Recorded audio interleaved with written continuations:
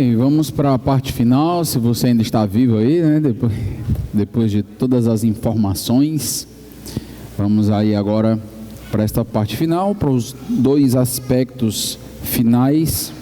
Vamos falar um pouquinho sobre a influência do judaísmo na cultura dos primeiros copistas cristãos. Isso é muito importante, porque não dá para falar de cristianismo sem judaísmo. Nós não confundimos as duas coisas, não podemos confundir.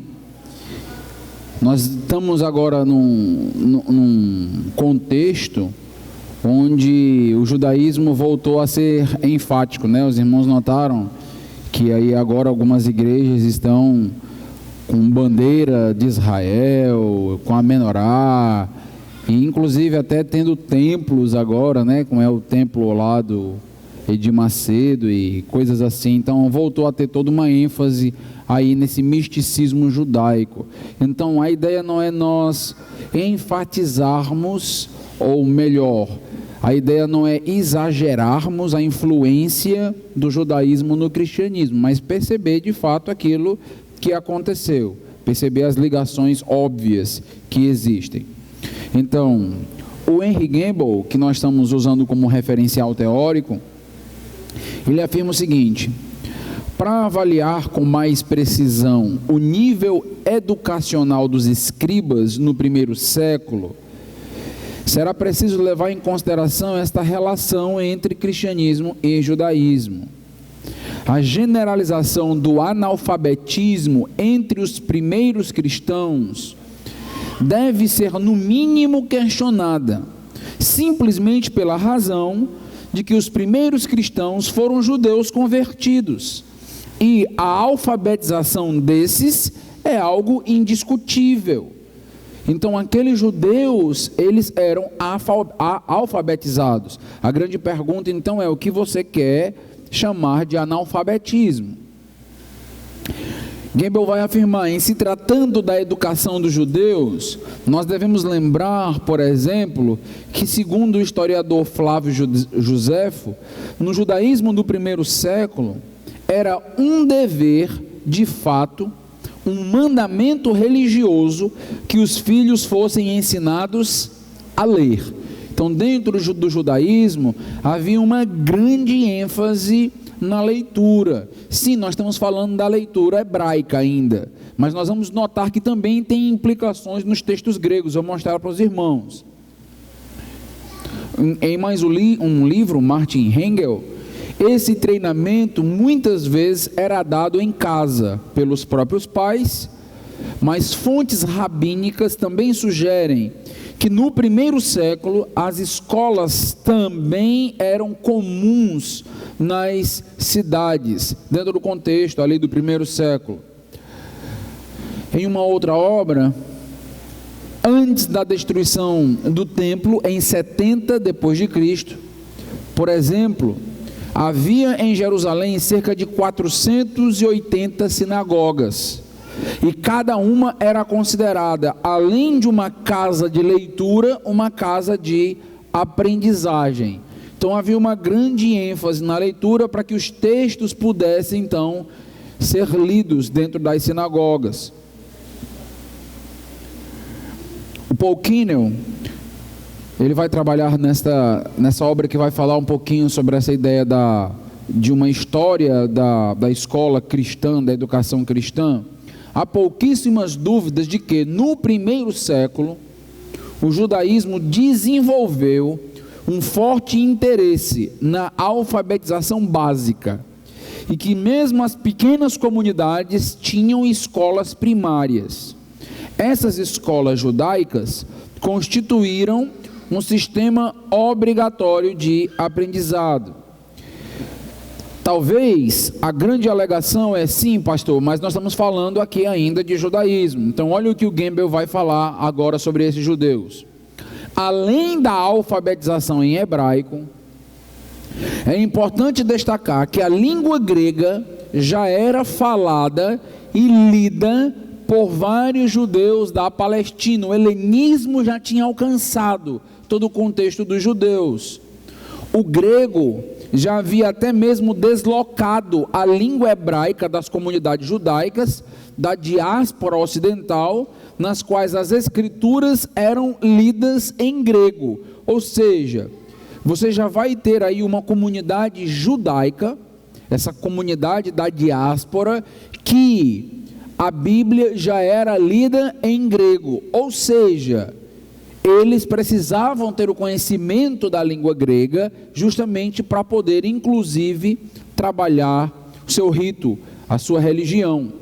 A instrução cuidadosa dos filhos judeus em grego deve ter sido a regra na diáspora, novamente tendo em vista a leitura das escrituras. Isso aconteceu com o hebraico e o propósito era ler as escrituras. Agora a Bíblia é em grego, agora nós temos a Septuaginta, então a proposta deve ser a mesma. Nós temos que ter agora uma educação dentro da cultura grega. Isso não é para ler o Novo Testamento, não é para ler ainda o Antigo Testamento, é para ler a Bíblia traduzida para o grego. A educação judaica provavelmente exerceu uma influência positiva, precoce, sobre a extensão da alfabetização entre os cristãos judeus. Então há uma influência positiva daquele contexto judaico que valorizava o ensino, valorizava as letras. No livro aí do Bruce Chilton com Craig Evans, ele vai falar um pouquinho sobre o judaísmo. O judaísmo é também conhecido por sempre ter tratado as suas tradições com muito zelo e cuidado, e não há por que acreditar que os primeiros copistas do Novo Testamento não agiram da mesma forma. Eles eram judeus, eles tinham todo um costume de lidar com as tradições, com os textos. O indício disso está em como os escritores do Novo Testamento, em numerosas passagens, aplicaram às tradições apostólicas a mesma terminologia técnica encontrada no judaísmo, com palavras como, nós inclusive trabalhamos e mostramos isso ontem, palavras como entregar, receber, aprender, manter, guardar. Todas essas palavras são palavras semitécnicas dentro daquele contexto tanto de tradição oral quanto agora da tradição judaica. Lucas, por exemplo, vai usar os mesmos termos técnicos ali quando ele vai escrever o Evangelho, que eram empregados no judaísmo, para se referir às testemunhas oculares. Lucas vai falar então daqueles que entregaram as fontes. Lucas capítulo 1, versículo 2 a 4. Então Lucas está usando a mesma linguagem, do mesmo contexto que os judeus já conheciam. Seguindo essa linha de raciocínio, não deveria ser considerado insignificante o fato de que aqueles a quem Jesus confiou os seus ensinamentos, eles não serem chamados de pregadores, mas eles serem chamados de discípulos e apóstolos. E o Bruce Chilton e o Craig Evans vai dizer, nós temos mais uma vez termos semitécnicos para aqueles que representavam os ensinamentos e instruções de seu mentor, assim como acontecia dentro do judaísmo. Então você tem toda uma tradição de pessoas que guardavam os ensinamentos, que guardavam os livros, que eram responsáveis inclusive por serem vigilantes da tradição. E agora dentro do cristianismo você notará os discípulos e os apóstolos praticamente assumindo uma mesma posição que já existia dentro do judaísmo, mas agora dentro do cristianismo. Uma forte evidência de como os cristãos reconheciam os textos do Novo Testamento como uma literatura diferenciada está então no curioso uso do códice. Então está querendo se mostrar que de fato não estamos lidando com uma cultura descuidada, com uma cultura de copistas e escribas que não tiveram o mínimo zelo pelos textos. Então o que é que eu estou querendo mostrar agora? Estou querendo mostrar que até mesmo os textos que eram considerados inspirados na época, eles eram escritos em materiais diferentes. Então isso aqui é impressionante e importantíssimo. Nós normalmente nos perguntamos assim, como é que eles sabiam então quais eram os textos inspirados, né? Então tem o cânon, como é que eles sabiam disso? Então preste atenção que a gente está trabalhando aqui dentro desse contexto de falar sobre esse códice, sobre os códex. Então esse tipo de material tem a ver justamente com textos reconhecidos dentro de um contexto cristão. O Larry Hurtado, ele vai dizer o seguinte, para nós termos uma noção aqui do uso dos códices: de todos os manuscritos do segundo século, registrados na base de dados Living de livros antigos e identificados como códices ou rolos, os códices em gerais compreendem cerca de 6% e o rolo cerca de 94%. Enquanto que entre os manuscritos cristãos do segundo século, cerca de 76% são códices. O que nós estamos afirmando, meus irmãos? Que nós temos basicamente um formato específico para lidar com os textos inspirados. Não é exclusivo, mas a maioria dos textos lidava justamente com códices. Isso está surgindo dentro do cristianismo, basicamente. Johnson, ele vai tratar o seguinte, William Johnson, quando ele vai falar sobre os roteiros literários gregos da época, ele vai mostrar que o rolo foi predominantemente preferido na cultura geral dos textos literários. Os textos literários eram em rolos durante vários séculos, e isso só começou a mudar, o códice só foi ganhando terreno dentro da cultura geral após o século IV depois de Cristo. Então no século II, no século III, nós temos então o cristianismo fazendo uso então dos códices. Isso praticamente surge dentro do cristianismo, o códex. De modo quase que inexplicável, Hurtado afirma, a preferência cristã pelo códice parece notavelmente fugir desta evidência, ou seja, embora o códice seja dominante na cultura geral desse período, até mesmo no uso de outros textos literários cristãos, a preferência extremamente marcante pelo uso de códices para os textos bíblicos não pode ser algo negligenciado. Ele está dizendo que havia tanto cuidado, que surge um material específico agora para escrever os textos bíblicos. Não está restrito aqui aos textos inspirados, mas você nota nascendo e surgindo dentro do contexto cristão o uso do códice. Então você se pergunta, como é que nós estamos diante de uma cultura iletrada? Como é que nós estamos diante de uma cultura analfabeta? Se até mesmo o uso do códex, que só vai ser importante dentro do contexto romano, a partir do IV século, nasce e surge dentro do cristianismo. Então você nota a relevância, e você nota que isso não faz sentido.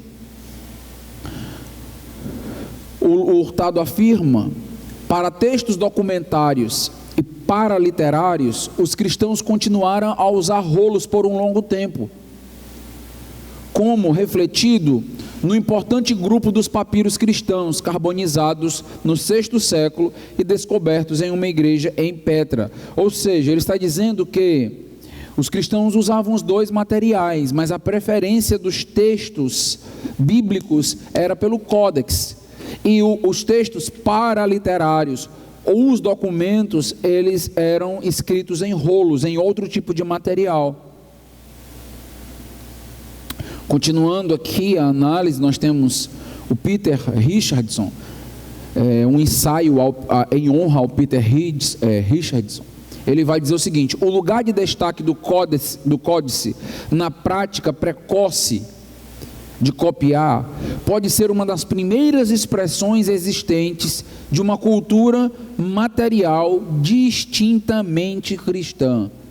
E isso, meus irmãos, coloca o cristianismo como tendo um destaque, quando sendo diferenciado dentro daquela cultura dos primeiros séculos, quando se fala de escrita, quando se fala de tipo de material. Colin Robertson: um dos detalhes mais importantes para comprovar a proximidade dos textos cristãos com os textos judaicos está na formatação dos manuscritos. Agora tem outro detalhe muito importante. Qual é o detalhe? Os manuscritos cristãos, eles são diferenciados dos demais manuscritos da época. Eles vão criar um código próprio, e é muito interessante isso aqui. Algumas das características que diferenciavam os textos cristãos das literaturas ptolomaicas e romanas são: o uso frequente de quebras de sentido e divisão de texto.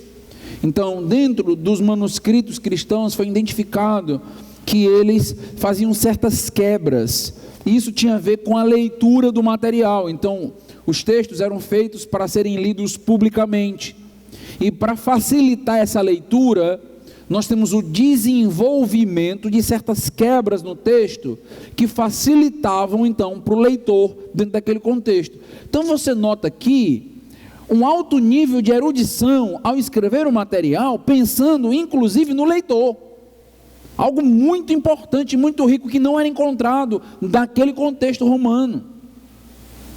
Alargamento da primeira letra, ou da primeira palavra em um texto, em uma nova seção ou cláusula, alargavam para você saber onde iniciava a próxima cláusula.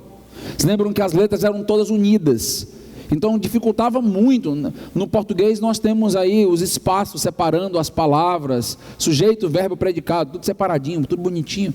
Dentro daquela cultura não era assim, então você tem tudo interligado, e aí dificultava muito a leitura. E o que a gente faz agora? A gente vai criar estratégias para facilitar a leitura. É o que está acontecendo aqui. A prática de deixar espaços entre as palavras começou lá, isso aqui.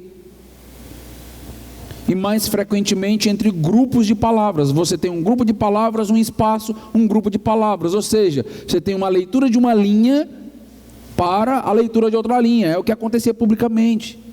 Olha o desenvolvimento disso aqui, para afirmar que tudo isso vem de analfabetos. O Colin Roberts diz: isso já era de se esperar que isso acontecesse. Por quê?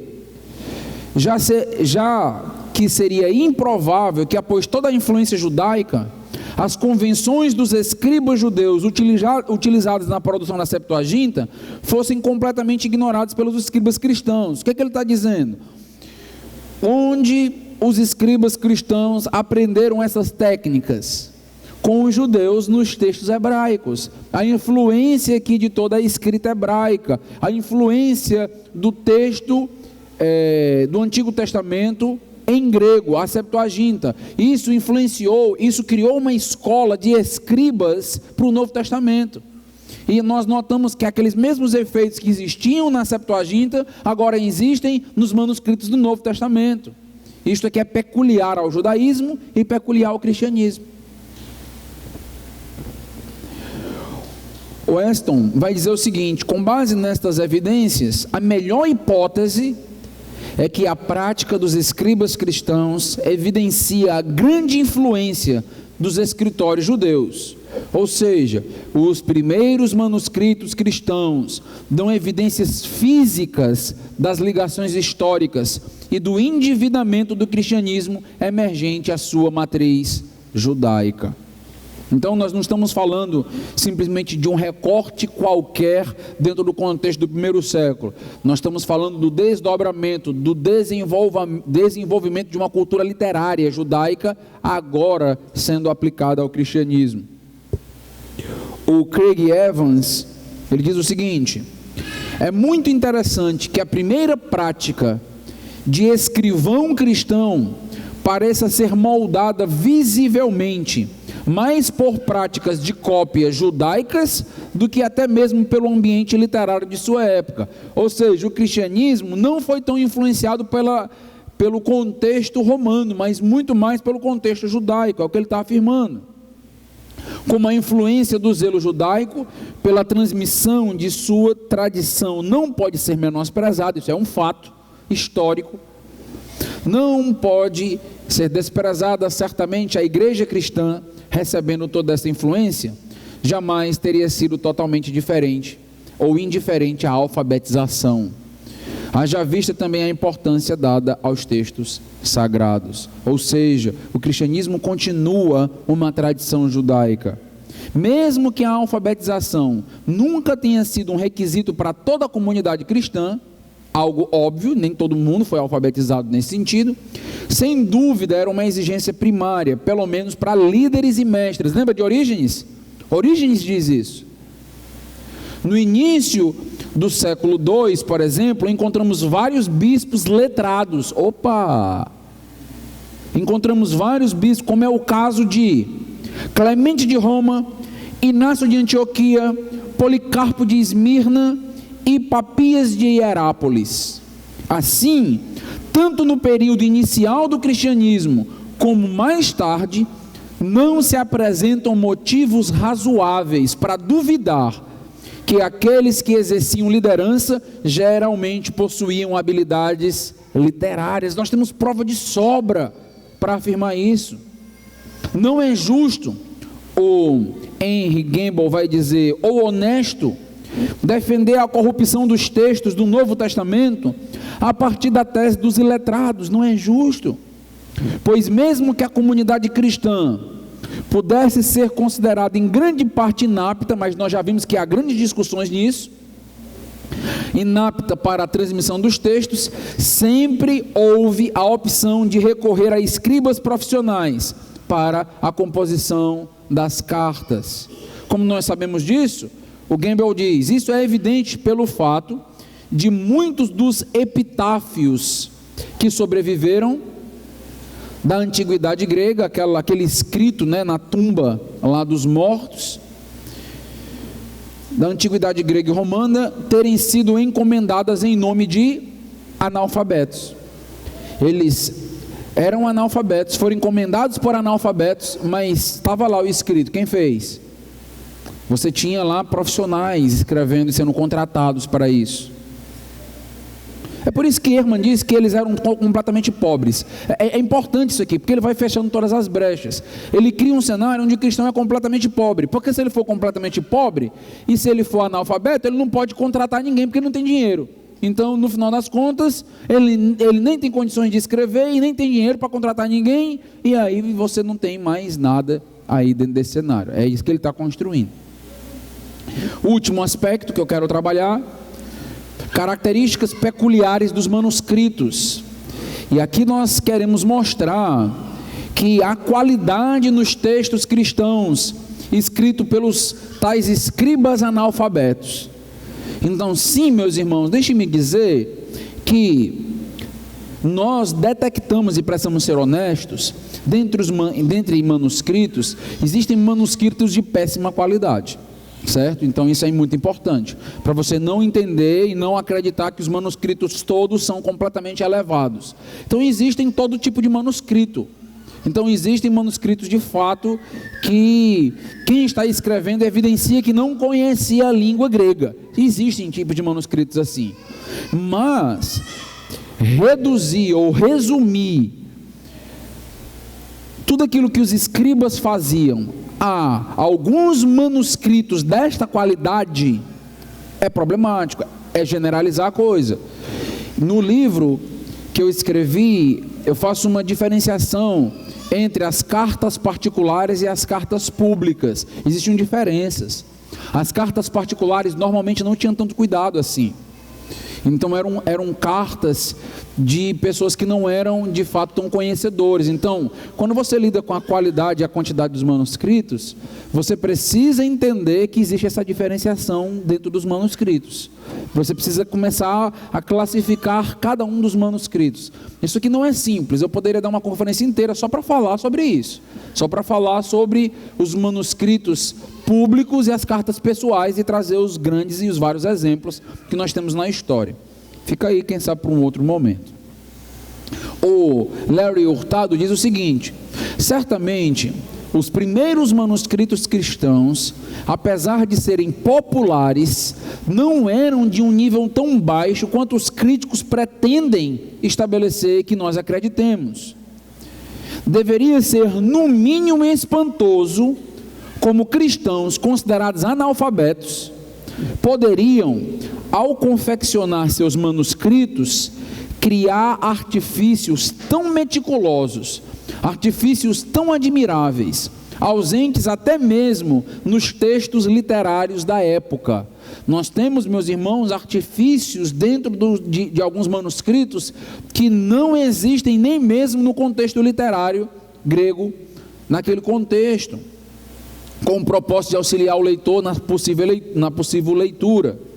Então, olha o que o Andreas Kostenberg vai nos dizer. Não deve ser ignorado que muitos dos primeiros textos cristãos apresentam uma caligrafia e um estilo literário refinados. São analfabetos? Como é que você encontra manuscritos com uma caligrafia e um estilo literário desta forma?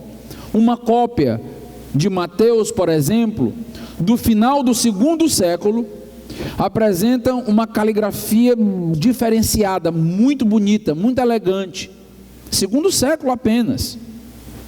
Uma cópia das epístolas de Paulo, do final do segundo século, é o chamado P46, Papiro 46, tem uma caligrafia caracterizada por estilo e também elegância. Uma cópia de Lucas e de Mateus, do final do segundo século e início do terceiro, P4, P64 e P67, apresenta também uma caligrafia ótima. Uma cópia de João, que é o P66, famoso P66, tem uma caligrafia tão elevada que possivelmente indica a obra de um scriptorium. Então, um escritório da época, ou seja, uma reprodução profissional, devido então ao nível de caligrafia do P66. Sem dúvida, eram escribas profissionais. Não eram analfabetos nesse instante. Embora, em termos gerais, talvez não fossem considerados copistas literários. Tem uma diferença aqui. Então, eles estão escrevendo em um nível popular. A Bíblia foi escrita para o povo. É o grego koiné. Então, nós não temos aqui um texto literário, porque não era o propósito do texto ser literário. Mas nós temos evidências de copistas profissionais e do que nós chamamos de scriptorium, dentro daquele contexto romano. Outra característica que precisa ainda ser destacada, e que dificulta muito a argumentação de que os escribas cristãos eram analfabetos, eram iletrados, está agora relacionada à prática da época de escrever certas palavras de uma forma abreviada, colocando um traço horizontal sobre estas abreviações, gerando o que nós conhecemos como nómina sacra. Eu não sei se você já ouviu falar sobre as nóminas sacras, mas elas são muito importantes. A nómina sacra normalmente foi a forma de abreviar, por exemplo, palavras importantes dentro daquele contexto cristão. Por exemplo, nós temos aqui exemplos de nómina sacra. Então você tem Senhor, Kyrios, e aí você vai encontrar dentro dos manuscritos as abreviações com as duas letras e esta barra horizontal em cima das duas letras. Deus, Theos, da mesma maneira. Jesus, Cristo, Pai, Filho, Espírito, Céu, Homem, Israel, Davi. Você vai notar dentro dos manuscritos esse tipo de uso que é basicamente restrito ao cristianismo. Então as nóminas sacras identificam inclusive os textos cristãos, porque é um estilo, é uma marca diferenciada, então, deste contexto. Então as nóminas sacras mostram para nós que não se trata de analfabetos, pelo contrário, eles criaram siglas para representar palavras importantes. Então os irmãos lembram, por exemplo, que dentro do contexto de Israel, eles criam um tetragrama dentro do hebraico para falar, para apontar para Deus, porque os judeus não falavam o nome de Deus, e aí eles tinham lá um tetragrama, 4 letrinhas, para apontar para Deus, 4 letrinhas que são praticamente impronunciáveis, nós não sabemos mais a pronúncia, nós não sabemos se é Yahvé, se é Javé, nós não sabemos mais como se é Jeová, nós não sabemos exatamente o que era ali. Provavelmente o que está mais perto é Yahvé, mas nós não sabemos muito bem o que é. Era então uma tentativa de ocultar o nome de Deus, para que as pessoas não blasfemassem, não falassem em vão o nome de Deus. Isso acontece no hebraico. Quando nós chegamos agora no cristianismo, o que nós notamos? Nomenas sacras, palavras que estão ligadas a Deus, ao cristianismo, as bênçãos de Deus, justamente demarcando então aí palavras importantes. Então nós temos a criação de abreviaturas por analfabetos. Que tal?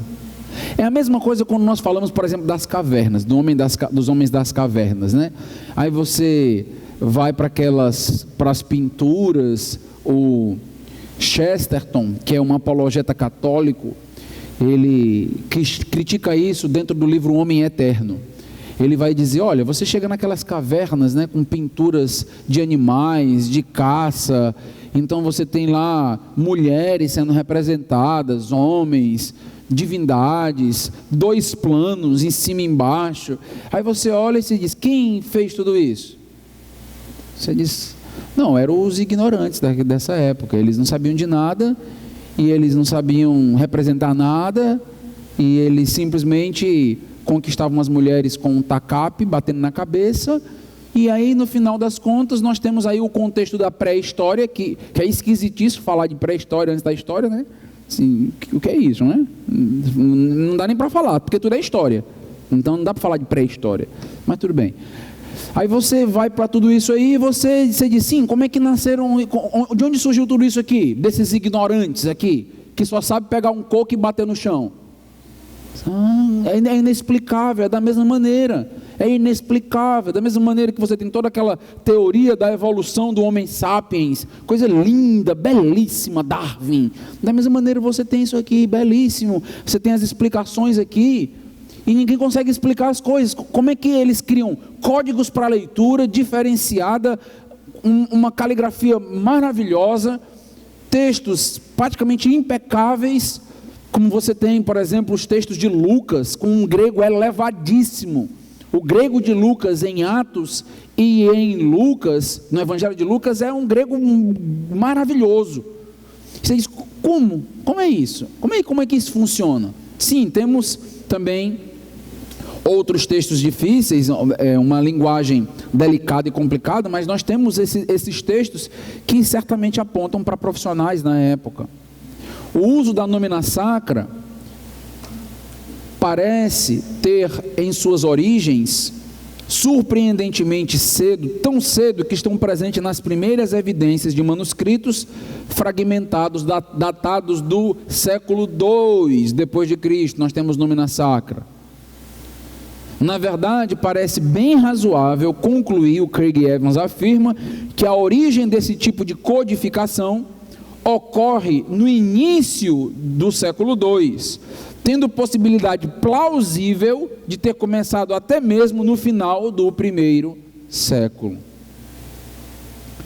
Deve também se notar que a nomina sacra não é frequente ou consistentemente encontrada em todos os textos cristãos ou em material literário da época, mas tem seu uso bem percebido em cópias cristãs de textos bíblicos. Você se pergunta, como é que se identificava os textos bíblicos da época? Como é que eu identificava então aqueles textos que eram inspirados? Tem marcações, existe isso dentro daquele contexto. Então assim, não é simplesmente fechando os olhos e dizendo, esse é do cânon, e esse outro, não, esse não é do cânon. Não é assim. Existe todo um estudo muito específico sendo trabalhado, demarcações, marcas, estilos da época, que aí vão mostrando quais eram os livros que a igreja reconhecia, que a igreja não reconhecia, e assim por diante. Esse tipo de recurso, meus irmãos, estilismo, aponta para o cuidado diferenciado que existia aí quando eles lidavam com os textos sagrados. Havia cuidado aqui, havia de fato escribas preparados para fazer tudo isso. Por último, eu vou falar do famoso Staurogran. Já ouviu falar sobre isso? Pastor, nunca tinha ouvido falar sobre nem Nomina Sacra, quanto mais Staurogran. Ok, Staurogran é uma outra marcação, é uma outra marcação de estilo que nós temos construída por analfabetos. Olha que legal, né? Então, o que é isso? Trata-se de um dispositivo artístico agora na letra. Você não tem só alguém fazendo uma letra, você tem alguém fazendo uma obra de arte ao escrever. Ele pega uma letra e transforma em uma obra de arte. Isso é um Staurogran. Então, letras não apenas copiadas, mas desenhadas, que provavelmente aponta para uma referência imagética, pitográfica ao Jesus crucificado, que é esse desenhozinho aqui, ó, da cruz, praticamente apontando, é uma letra grega, mas uma letra que foi modificada. E aí você vai notar dentro dos manuscritos agora cristãos esta letra diferenciada que é chamada então de Staurogran, e que existem materiais e materiais aí trabalhando esse conceito. O que é isso? É uma letra desenhada, propositalmente desenhada, apontando, uma demarcação apontando para Cristo Jesus, apontando para aquilo que aconteceu com Jesus, e nós encontramos isso nos manuscritos. Qualquer um que tivesse a oportunidade de ter em mãos um texto com um Staurogran, saberia que tratava-se de uma arte cristã, de um texto cristão automaticamente.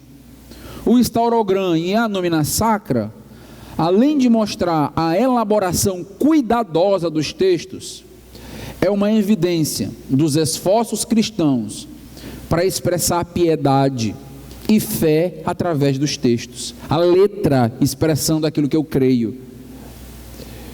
Não apenas através dos conteúdos dos manuscritos, mas até mesmo pelo formato das letras. Então, meus irmãos, nós chegamos a uma conclusão. Qual é a conclusão? A conclusão é que a partir de todos esses dados que nós estamos estudando e percebendo, é possível concluir que as acusações feitas pelos críticos como Bart Ehrman carecem de consistência histórica. Aceitar as propostas desses livros sem levar em consideração todos esses fatores, todos esses documentos e dados, todas essas pesquisas, é um grande erro, é uma ignorância. Isso porque não há razões plausíveis suficientes para acreditar, meus irmãos, que o processo de transmissão dos textos foi corrompido. Não há razões.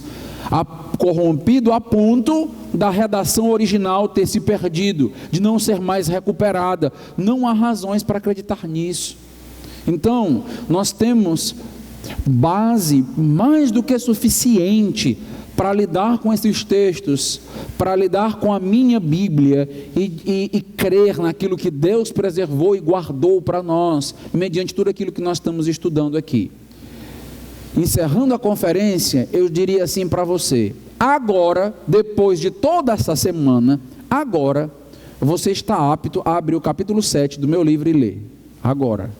Porque agora eu vou discutir quantidade e qualidade das variantes. Agora, entre aqueles argumentos, sabe, os 5.800 manuscritos, agora você tem como discutir eles. Por quê? Porque você já discutiu transmissão oral, e você já discutiu toda a questão de como funcionava a vida dos copistas, a transmissão feita pelos copistas, a qualidade dos textos. Ou seja, agora sim, nós temos as cópias, e o número de cópias agora é importante. Agora saber, temos 5.800 cópias, e isto agora é completamente diferenciado e válido dentro da argumentação. Até aqui, todas as argumentações seriam quebradas, mas a partir dessa discussão a coisa funciona. Então, desafio depois a você ler a obra lentamente, vendo todas as fontes e percebendo então a continuidade do trabalho que eu fiz. E no último capítulo eu trabalho então uma espécie de estudo de caso, onde eu vou pegar uma polêmica que ele levanta, uma contradição que os críticos gostam muito de fazer, né? Vamos notar que esse texto do Evangelho contraria esse texto, e eu pego uma contradição, que é a contradição do batismo de Jesus, e aí eu vou provar, através de 25, 30 páginas, como deveria ser uma análise exegética responsável. Eu agradeço aos irmãos pelo tempo, pela oportunidade. Assunto denso, né? Assunto um pouco cansativo, mas tenho certeza que enriqueceu e trouxe algumas informações que você provavelmente não tinha, e certamente para mim é um grande prazer poder estar aqui e estar abençoando os irmãos nessa semana teológica. Eu só tenho que agradecer e pedir que os irmãos, todas as igrejas que eu tenho passado, tenho sempre feito isso, pedindo que os irmãos possam estar orando por mim, orando pelo meu ministério, orando para que Deus possa me dar saúde adequada e capacidade intelectual adequada para abençoar o reino, abençoar as igrejas, abençoar a igreja que eu tenho pastoreado. Esteja orando sempre por minha família. Tenho uma esposa chamada Larissa e 2 filhas, uma de 3 aninhos, estão morrendo de saudade delas, e uma de 9 anos, a Júlia. Então esteja orando por elas, orem por minha família, e quem sabe aí em algum momento nós estaremos juntos novamente, tá bom? Deus abençoe os irmãos, muito obrigado.